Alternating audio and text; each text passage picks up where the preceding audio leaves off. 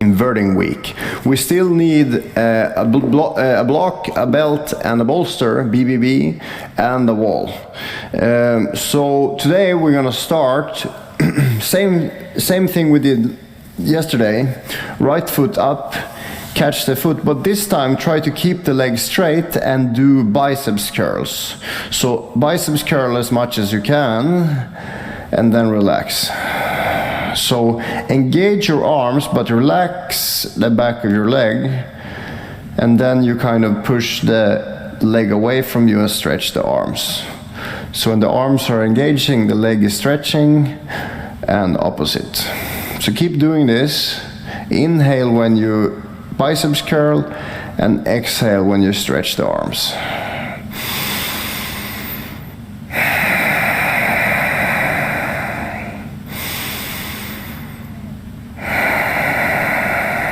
Three more.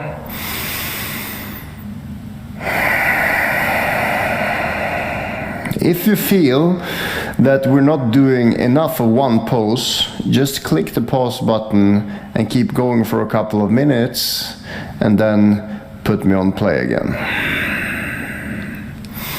Switching sides, left foot, right foot down. You can keep the foot in the floor. If you feel better with straight leg, go ahead. But don't bother so much about the bottom leg. Keep the top leg straight, lock the knee, and just inhale biceps curl and exhale stretch.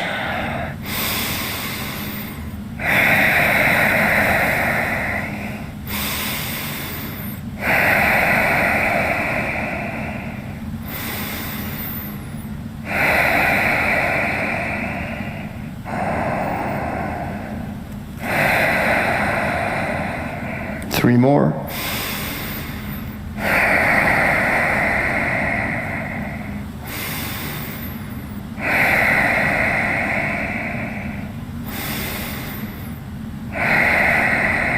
Nice.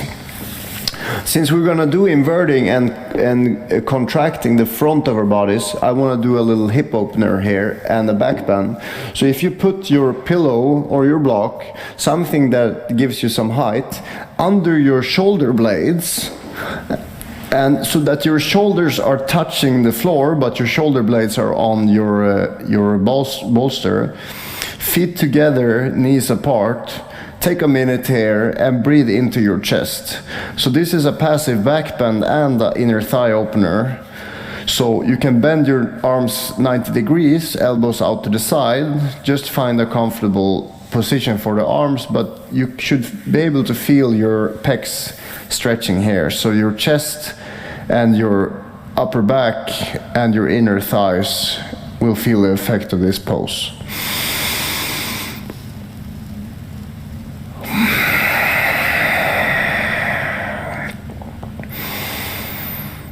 If your upper back is really rounded, I have a couple of friends that have really rounded upper backs, then you probably need to place something under your head so that you can breathe, and you should be able to swallow here. If you can't swallow, then your neck is not in a very nice position.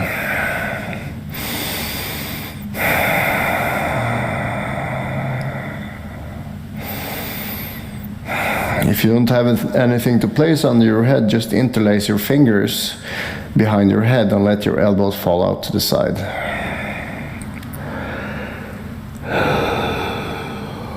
Even if the pose is not exactly stretching and making you more flexible, just being in a position like this helps facilitate healing and restoration for that body part. So even if your chest isn't stretching much, or even if you're so stiffened in your thighs that you can't feel anything, there is subtleties that makes a big difference when you do it consistently.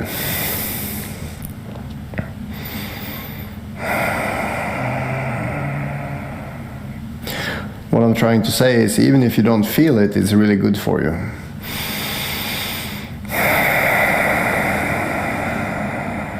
All right, place your feet in the ground, lift your hips up, and move the bolster down to under your butt. So under your hips there should be some padding.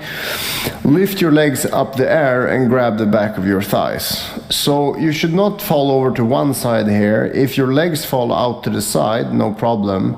But what you want to do here is to get your hips off the floor and bend your knees. So this is already on your way to the inverted guard. Inverted guard is of course when you get up on the shoulder blades, and what's so nice about the inverted guard is that you have 4 arms. So if you're good with placing the feet and you're good with pulling with the arms, then you can actually pull the guy on top of you and he has no chance of passing your guard.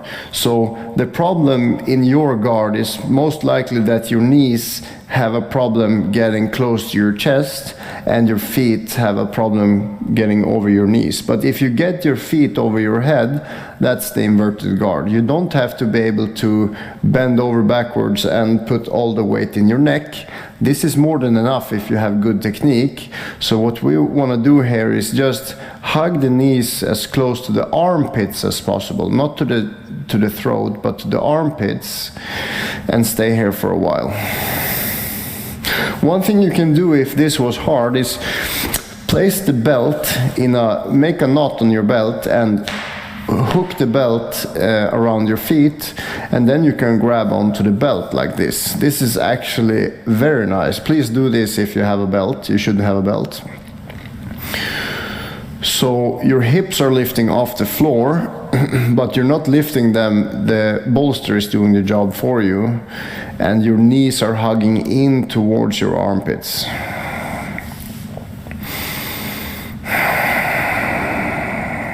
You can rock from side to side. You can stretch your legs in and out. Be creative, but don't be impatient. Let's stay here for a while and breathe.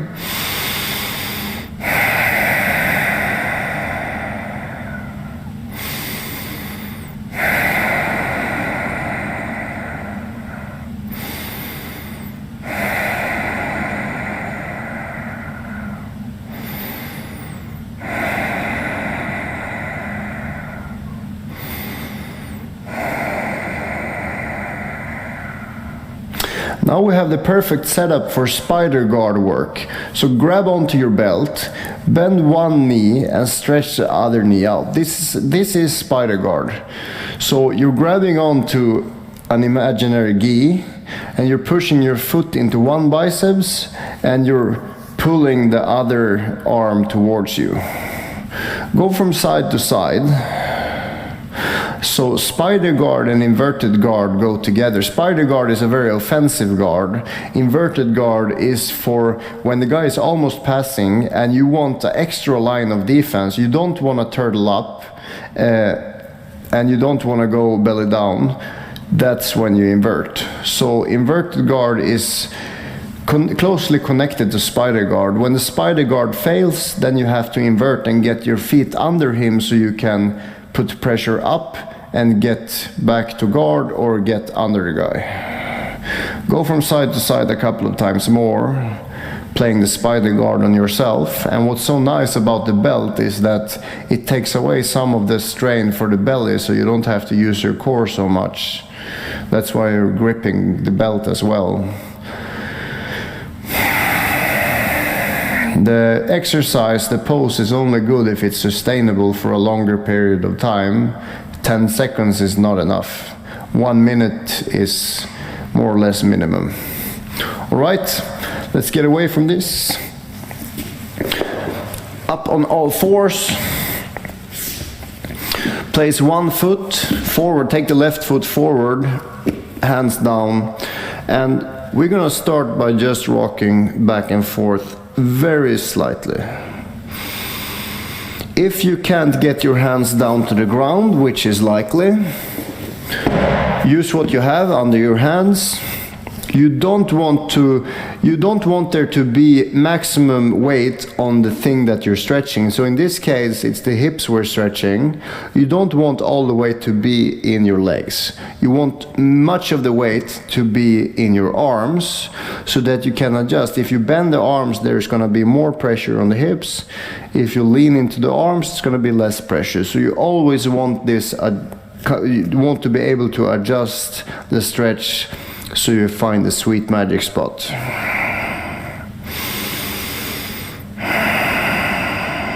Go as far back as you can and as far forward as you can. Breathe.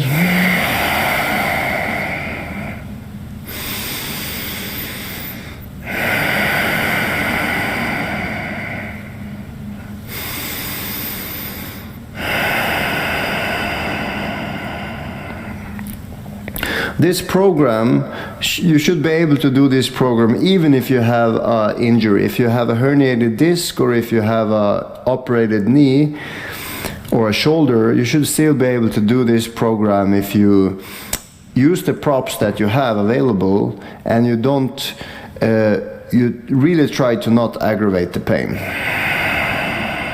Try switching sides. Small rocking motions back and forward.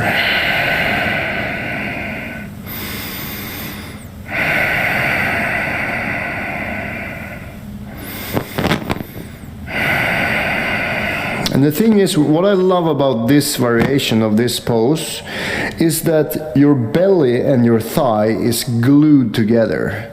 Your knee is in your armpit or on your chest, so you should be able to lay down on your thigh here. If not, figure out a way to make that happen, and if it doesn't happen yet, work every day until it happens. Get your upper body connected to your right thigh, and that way you have kind of a security that it's never going to go into the lower back and you're never going to get injured here. So move as far back as you can without disconnecting your upper body to the thigh, and go a little bit deeper into the stretch.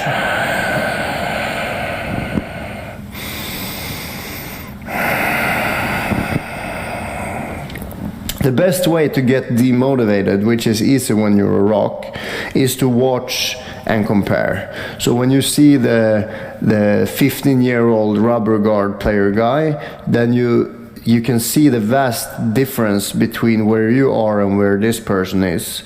But this is stupid. Don't do this. Instead, try to analyze exactly where you are today, and then 2 months from now, look at the picture or look at your mental picture and just see the difference. And if the difference is 1 inch, that is 1 inch in 2 months. That is a lot. That's 5 inches, 6 inches in a year.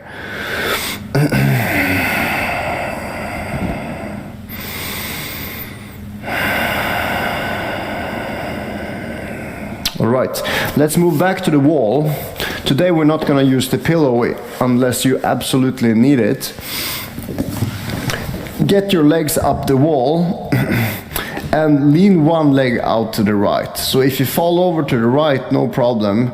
Just lean over to the right, maybe bend your bottom knee. So before we did both legs at the same time, now we're doing one leg. So 45 degrees is okay. Maybe you have to support, maybe you have to bend the knee, but it's your right leg we're focusing on now. So let your right leg fall out to the side. If you can't make this work, then you use the support you have and place under your right leg.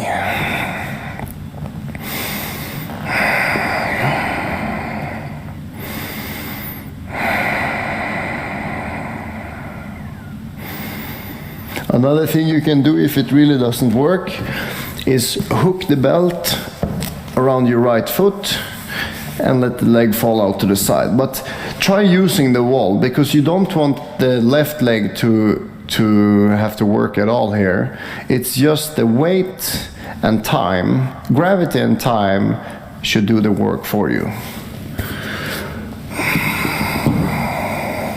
Take 5 here, or 25, click on pause.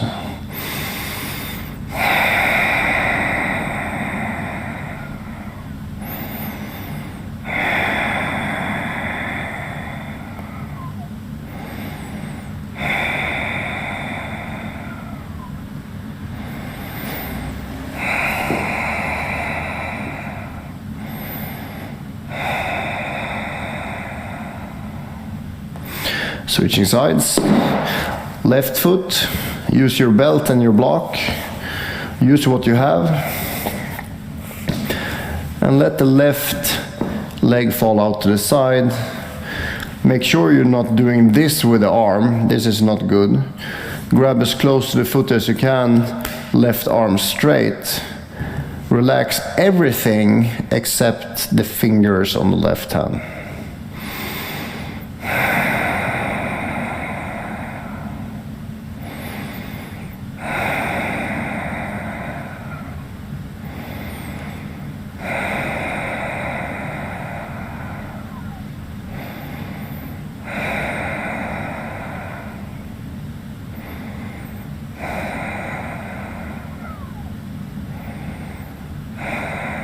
Two more breaths.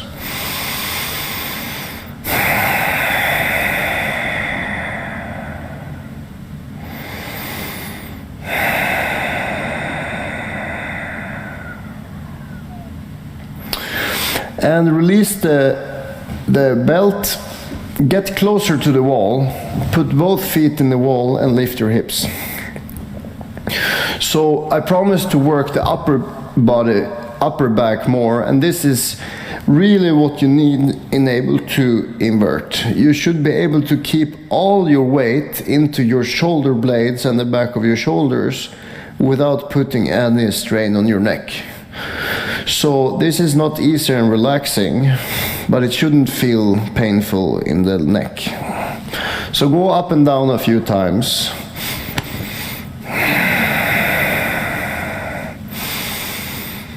Just lifting the hips up and down 10 times will probably feel really intense for the hamstrings, because the hamstrings are not used to pull the heel towards the hip.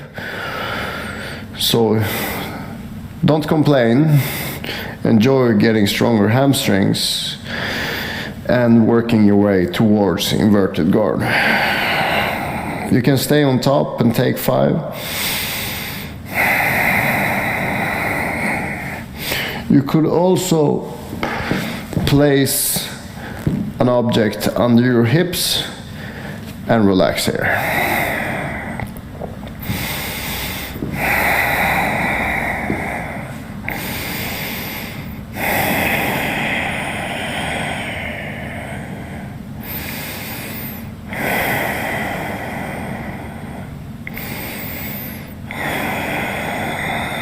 And release down, stretch your legs up and shake them.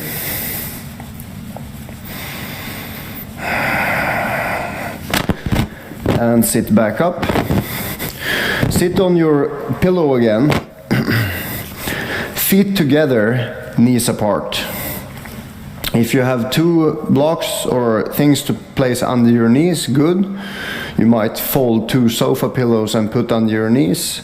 Grab your ankles and push your knees away from each other. Lean forward. So when you lean forward, you don't want your back muscles to keep you upright. You want to use the support from your arms. So your arms are working, but your back is not. And remember what we said about rolling the hips forward. Use the front hip muscles to tilt the hips forward and lean forward. Knees up and down. Try to support yourself with your arms. If you can't reach the floor, use the block again.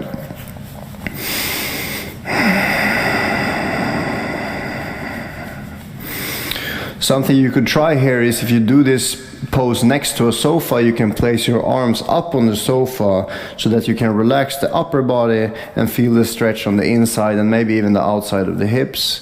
But if you feel it in the actual joint, if you can feel things compressing inside the joint, don't push any further. It might be really healthy for you to sit here, but you're not trying to go deeper if you can feel it in your joints. The joints need stretching too, but not that much. Take a few breaths here.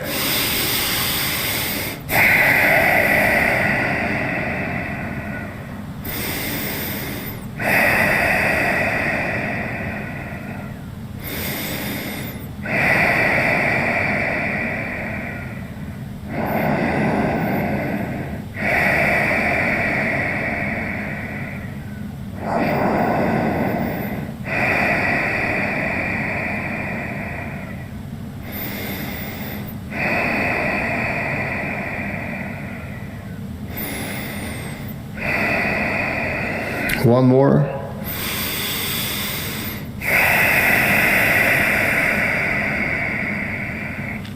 And get over to all fours. Let's try the kneeling position again.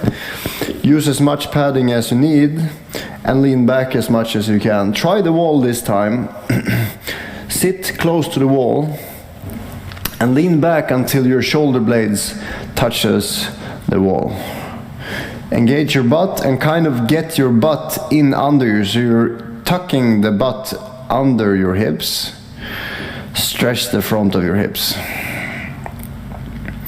If you squeeze the belly, you're gonna stretch the thighs more. If you pull the belly in, you're gonna stretch the hip flexors more. Let's stay here for a minute and breathe.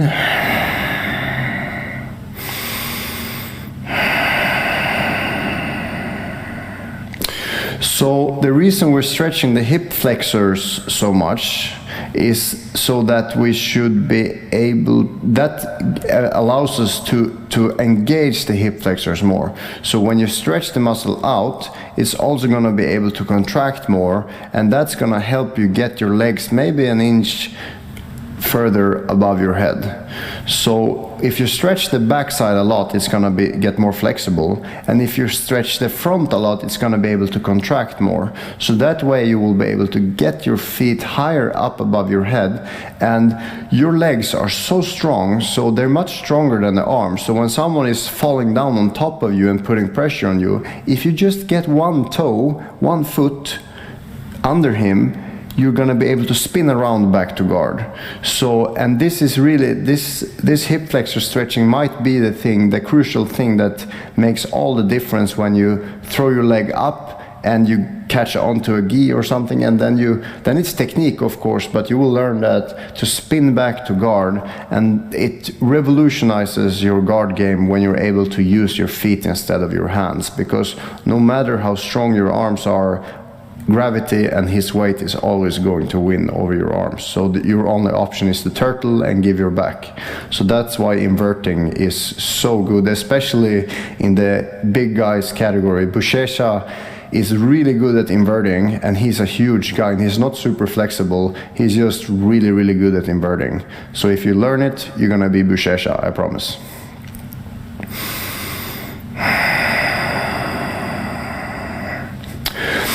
Let's step into down dog. So then you grab onto your mat, wide hands, spread your fingers apart. If you have a yoga mat, you grab onto it. Wide knees, wide legs, bend your knees, and don't stay in plank. So this is not allowed. You have to bend your knees and get your head back towards your knees. So if you need to lift your knees, bend your knees a lot and lift your hips like this, do this, but don't stay here. Move back as much as you can, and then you start straightening one leg and bending the other. So we're doing this for the back of the calf's sake and the hamstring's sake.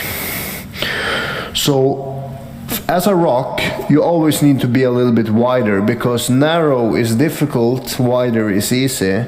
So wide and bent knees, and stretch the back of your legs. Keep going. You can keep your arms slightly bent, but don't point the elbows out to the side. Try hugging the elbows in and down. So this is not supposed to be easy. If you're complaining, stop it. Complaining is just gonna make you quit sooner.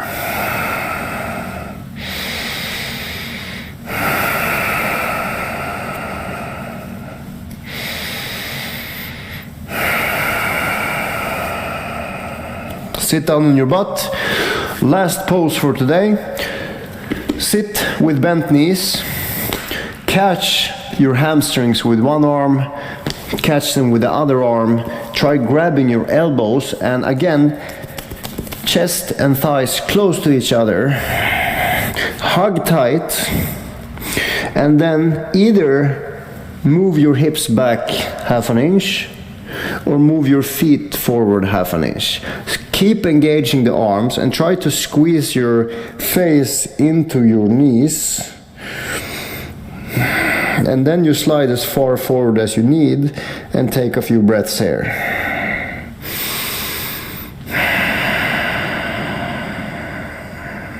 I'm lifting my head in order to not breathe into the microphone, but you should pull your face down into your knees. It's not supposed to be super comfortable right now, so just squeeze everything tight.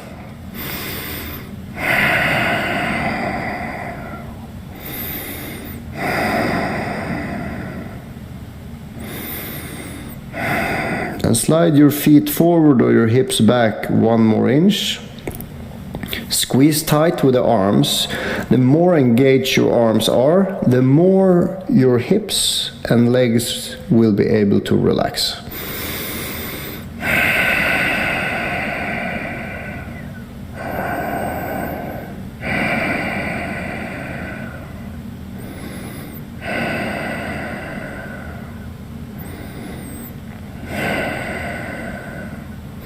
If you have a slightly slippery surface, that was fun to say, then your hips or your feet will slide away naturally until the stop. If it's too slippery, then you will have to resist, and that defeats the purpose. But if you can manage to slide without actually noticing that you're sliding, that is for sure the best way to do this. But if you feel your upper body disconnecting from your thighs and your lower back is starting rounding backwards, then you have to start over from scratch. And that's not bad. If you start over from scratch, it's gonna feel twice as good. So you can start over as many times as you like, slide out as far as you can go without disconnecting, relax your head.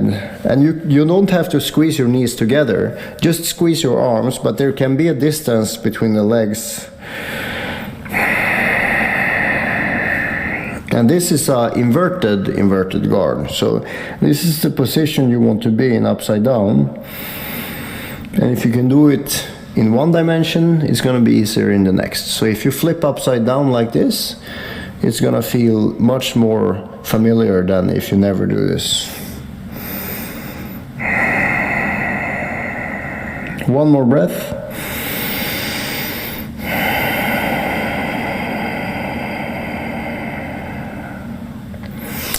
And sit back up.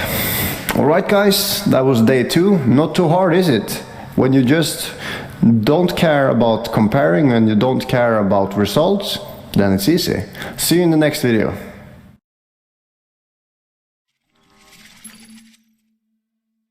Hi guys, and welcome